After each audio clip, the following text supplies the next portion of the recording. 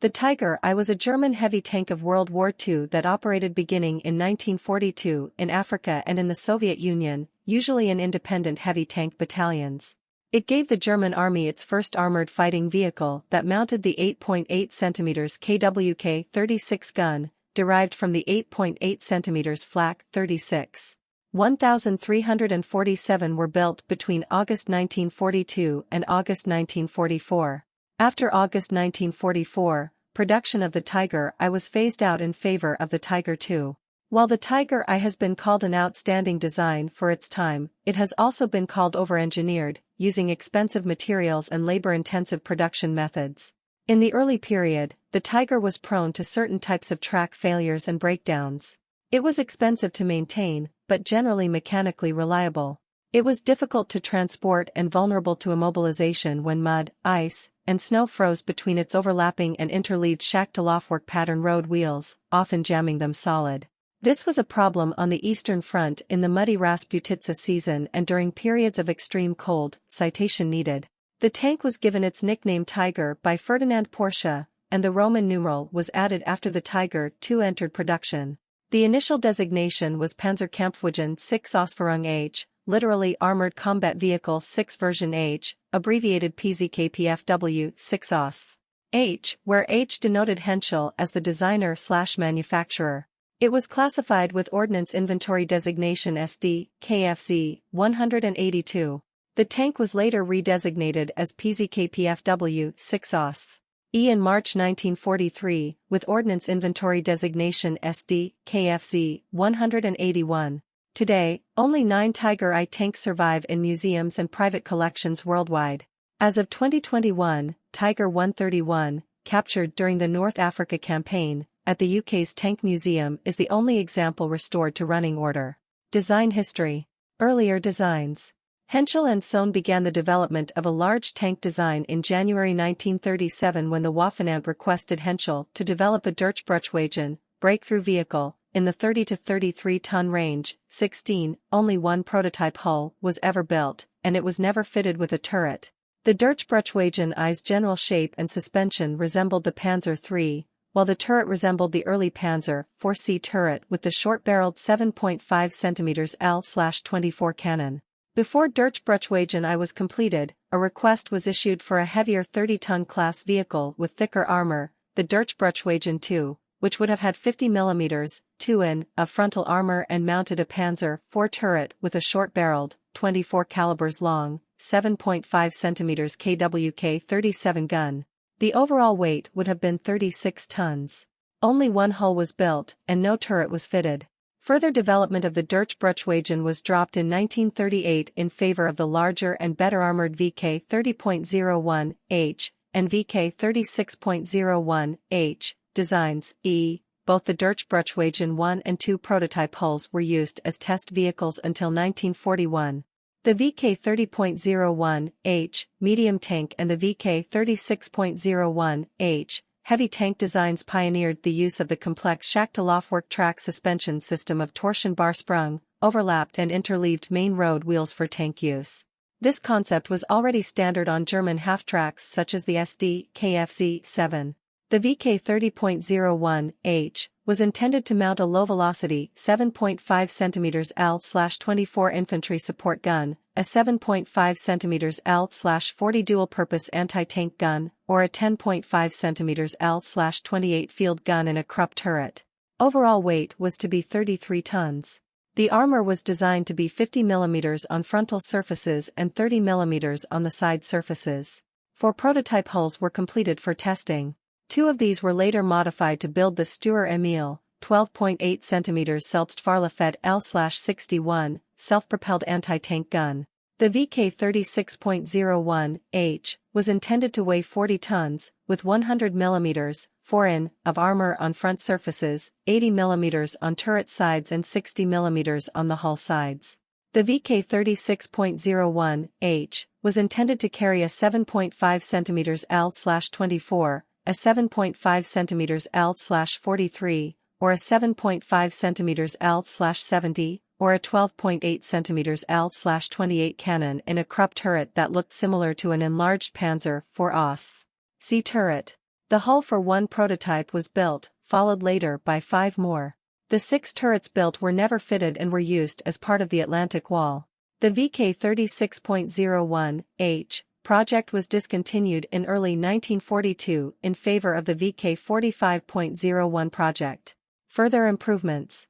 Combat experience against the French Saumur S-35 cavalry tank and Char B-1 heavy tank, and the British Matilda II infantry tanks during the Battle of France in June 1940 showed that the German army needed better armed and armoured tanks. 17.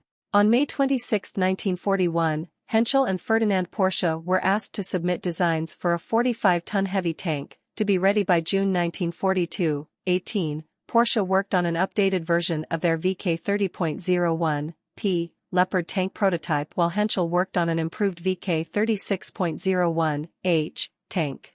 Henschel built 2 prototypes, a VK45.01H H1 with an 8.8 cm L/56 cannon, and a VK45.01H H2 with a 7.5 cm L/70 cannon. Final designs. On June 22, 1941, Germany launched Operation Barbarossa, the invasion of the Soviet Union. The Germans encountered large numbers of Soviet T-34 medium and KV-1 heavy tanks. 19. According to Henschel designer Erwin, there was great consternation when it was discovered that the Soviet tanks were superior to anything available to the Heer. 20. Weight increased to 45 tons and an increase in gun caliber to 8.8 centimeters were ordered. The due date for the new prototypes was set for April 20, 1942, Adolf Hitler's 53rd birthday. Unlike the Panther tank, the designs did not incorporate sloped armor. Porsche and Henschel submitted prototype designs, each making use of the Krupp design turret. They were demonstrated at Rassenburg in front of Hitler. The Henschel design was accepted, mainly because the Porsche VK4501P prototype design used a troubled petrol-electric transmission system which needed large quantities of copper for the manufacture of its electrical drivetrain components, a strategic war material of which Germany had limited supplies with acceptable electrical properties for such uses. 21. Production of the Panzerkampfwagen 6 Ausf. H began in August 1942. Expecting an order for his tank, Porsche built 100 chassis. After the contract was awarded to Henschel, they were used for a new turretless, casemate-style tank destroyer. 91 hulls were converted into the Panzerjäger Tiger P in early 1943. The Tiger was still at the prototype stage when it was first hurried into service, and therefore changes both large and small were made throughout the production run. A redesigned turret with a lower cupola was the most significant change. The river fording submersion capability and an external air filtration system were dropped to cut costs. Design. The Tiger differed from earlier German tanks principally in its design philosophy. Its predecessors balanced mobility, armor and firepower and were sometimes outgunned by their opponents. While heavy, this tank was not slower than the best of its opponents. Although the general design and layout were broadly similar to the Panzer IV medium tank, the Tiger weighed more than twice as much. This was due to its substantially thicker armor, the larger main gun, greater volume of fuel and ammunition storage, larger engine, and a more solidly built transmission and suspension. Armor. The Tiger I had frontal hull armor 100 mm, 3.9 in, thick, frontal turret of 100 mm, 3.9 in, and gun mantlet with a varying thickness of 120 mm, 4.7 in, to 200 mm, 7.9 in. 22. The Tiger had 60 mm, 2.4 in, thick hull side plates and 80 mm armor on the side superstructure/sponsons, while turret sides and rear were 80 mm. The top and bottom armor was 25 mm, 1 in, thick. From March 1944, the turret roof was thickened to 40 mm, 1.6 in. 7. Armor plates were mostly flat, with interlocking construction. This flat construction encouraged angling the Tiger hull roughly 30 to 45 degrees when firing in order to increase effective thickness. The armor joints were stepped and welded rather than riveted and were made of mar-aging steel. Gun. The 56 caliber long 8.8 cm KWK-36 was chosen for the Tiger. A combination of a flat trajectory from the high muzzle velocity and precision from the Lates Termziel-Fernrohr TZF-9B sight, later replaced by the monocular TZF-9C, made it very accurate. In British wartime firing trials, 5 successive hits were scored on a 410 by 460 mm, 16 by 18 in, target at a range of 1,100 meters, 3,600 feet.